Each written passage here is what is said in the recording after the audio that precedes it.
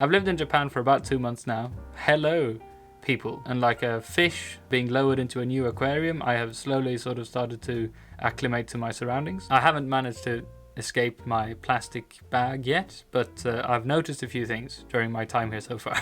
Tortured analogy. So this is a very simple video, everyone. It's just my first impressions of Japan after living here for 2 months. Okay. How exciting. Are you excited? You are? Really? Alright, let's do this. Okay, so number 1, Japan is benri. Yeah, benri means convenient. See? Native already, you know. Life here is very easy in many ways. Take convenies, for example. These noble little bastions of convenience really do live up to their name. I mean, I'd heard about how amazing 7-Eleven and Lawson were supposed to be before I got here, but they're even better than I thought they would be. In Sweden, for instance, 7-Eleven is just your last choice if everywhere else is closed and your very drunk friend desperately needs some gräddfil or whatever.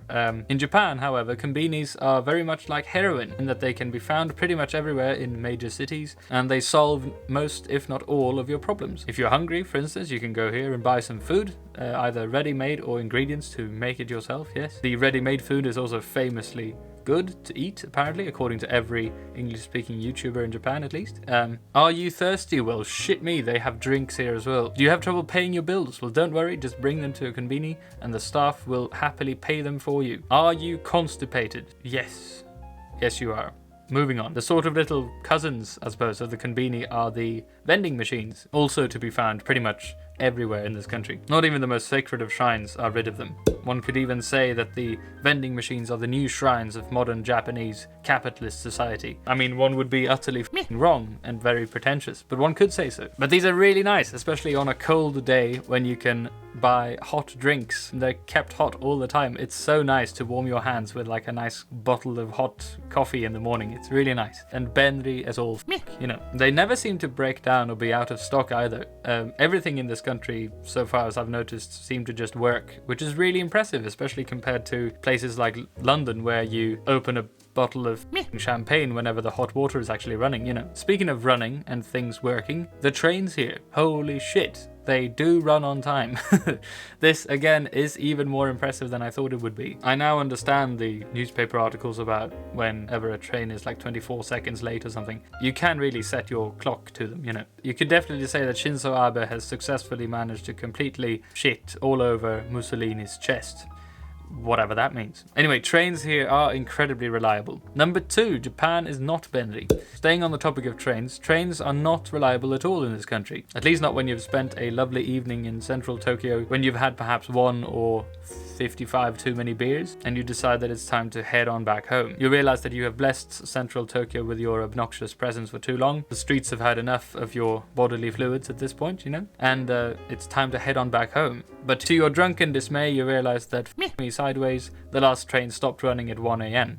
This has led to me once spending way too much money on a taxi in order to get home. I did have a lovely conversation with the taxi driver though, in Japanese. Yeah, and it went really well. I think I was very drunk though. It might not have been Japanese. It might very well have been Swedish. I don't know. And I have more than once had to stay out until 5:30 just to catch the first train and then like the next morning. I mean, this has led to some very fun and equally depressing stories, but definitely not convenient. Another thing that nibbles my nipples in the bad way is that most things here are made for people shorter than me. I am not that tall. I am 181 centimeters, which I'm not quite sure what it is in feet and inches. I mean, the imperial system is a silly system anyway. I think I'm just shy of 6 foot, which might be the reason why I think the imperial system is a silly one.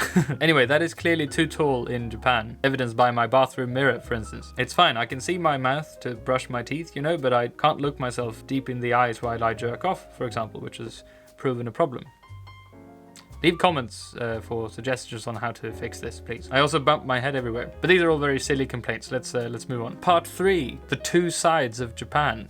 Shit, that's a pretentious title of a part of a video by someone who's lived in this country for 2 tiny months. Anyway, what I mean by this is that the famous difference between what you're supposed to portray to others outwardly and what you really think and what you keep to yourself and your close friends and family can be seen everywhere you look here. It appears not to be just a social thing. The difference between collectivism and individualism, I suppose, is what I'm getting at, which I think, at least in some ways, perhaps would be somewhat related, if I dare be so bold, you know, maybe? For instance, riding trains here is a bit like going to the library back in Sweden. A very busy library, especially during rush hour. Even though it's crammed full, it's always incredibly quiet. You're very much supposed to keep your voice down or just shut up and wait until you get off the train. What you are supposed to do is to just sit quietly and tap away on your phone like everyone else. What people do on their phones is obviously very much up to the individual, of course. This is most succinctly exemplified by the fact that I, more than once, have seen salarymen on their phones just openly watching porn on their phones while on the train. I promise I don't go out of my way to sort of peek at what people do on their phones. That's terribly rude. But sometimes you just catch a glance of what people are doing on their phone, especially if you're taller than them and stand like this with their phone and I'm behind them just looking forward. I'm bound to like catch a glimpse of what's going on. And there it is, a huge blurred out penis at 8 in the morning, you know. Another area where this juxtaposition between the public and the private rears its metaphorically unnecessarily convoluted head is when you just walk around your local residential neighborhood. Yes, you ever so often hear public announcements through the public speakers. For some reason, local advertisers love playing Twinkle Twinkle Little Star. Very weird. You hear that all the time.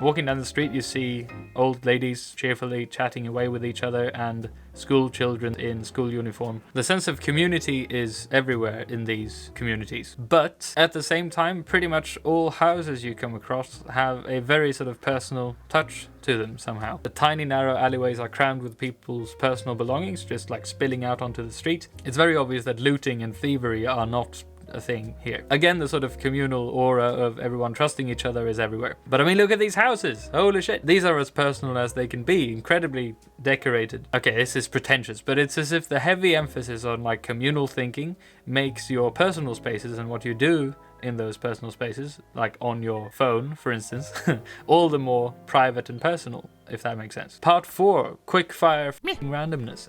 Okay, enough of the analytical bullshit, let's move on to some silly observations. Yes, YouTuber this. Hi. Japanese people are extremely well dressed, no matter their style. Advertisements for suits are everywhere. Old ladies will give you mandarins if you give up your seat to them on the train. If someone wins loads of cookies in a claw machine and you tell them, congratulations, they give you a cookie. People seem incredibly nice to strangers here. School is a lot of fun. Holy shit, I'll make an entire video about going to school here, but yeah, so far I really enjoy being a student again. Just walking around in a grocery store is one of my favorite pastimes ever. Food here looks even more amazing than I thought it would. Most Japanese washing machines only ever use cold water. It's a random fact.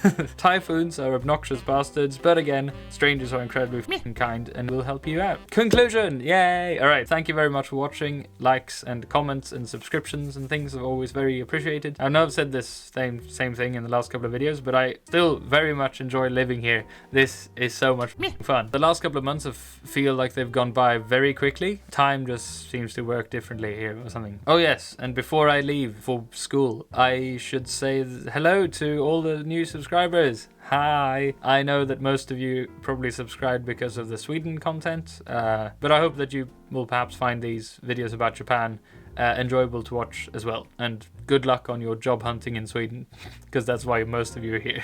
Anyway, I am flattered, confused, and as usual, slightly aroused. Thank you. And I will most certainly let you down. Okay, until next one. Next one should be up quicker than this one. Sorry. Okay, bye.